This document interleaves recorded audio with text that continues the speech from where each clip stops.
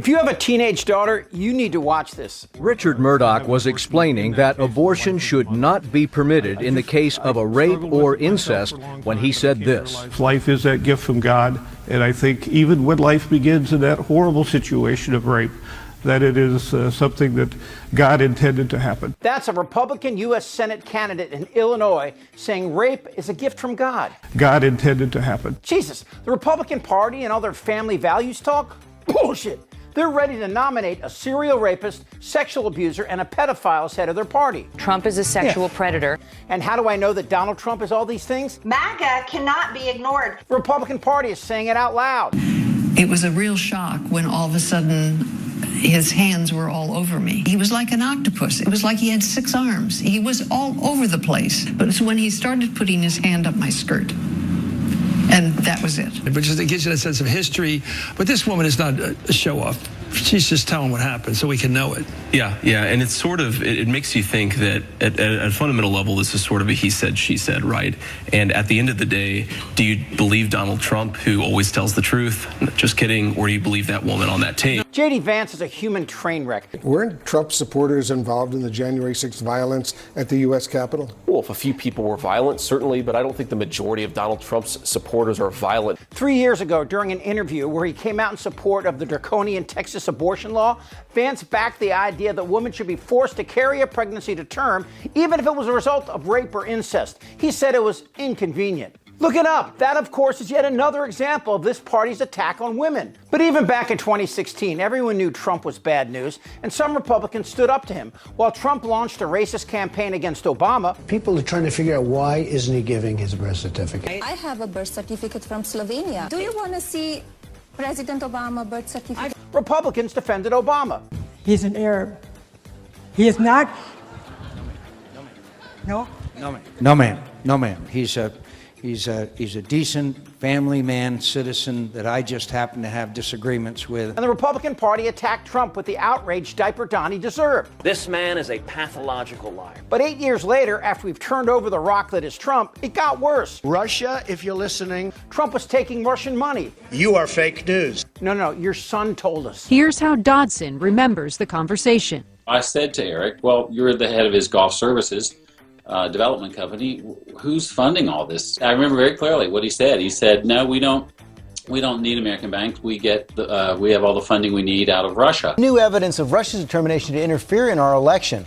A bipartisan report from the Senate Intelligence Committee details how Russia targeted voting systems in all 50 states. Then Trump's real ugly emerged, and he went after Muslims, Mexicans, and of course women. You've called women you don't like fat pigs, dogs, slobs, and disgusting animals. You know, you could see there was blood coming out of her eyes, blood coming out of her wherever. Then Trump again attacked the women he'd already sexually assaulted. She is not my type.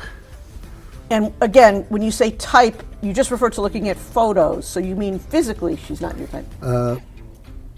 Physically, she's not my type.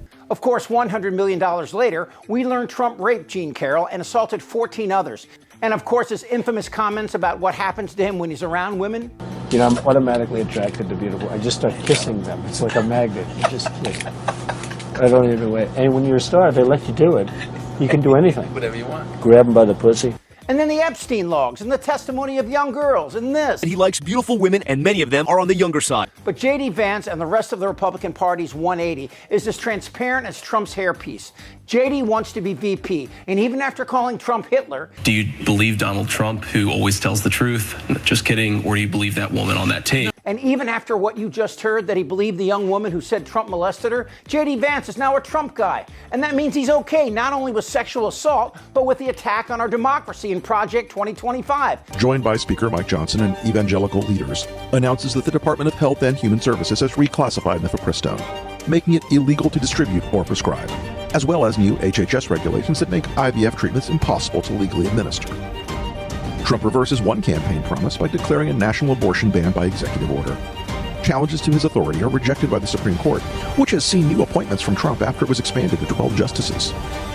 He signs an executive order removing abortion records from HIPAA privacy regulations and announces a new federal data sharing program so states can monitor women's periods.